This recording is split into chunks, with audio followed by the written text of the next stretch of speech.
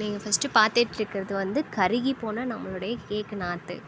எதனால் ஆச்சு அப்படின்னு பார்த்தீங்கன்னா, சரியான தண்ணி விடாததால் அது கருகி போச்சு.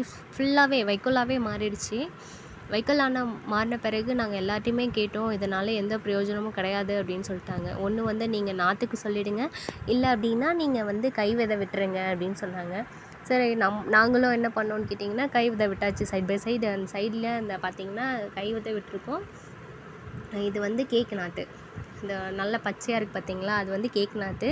அந்த கருகி போன நாற்று தான் அந்த பச்சையாக இருக்கிறது இப்போது. ஸோ விவசாயன்றது ரொம்ப ஈஸியான விஷயமே கிடையாது, இதுலேருந்து தெரியும். ஏன்னா இதில் வந்து நாங்கள் இதை நம்பி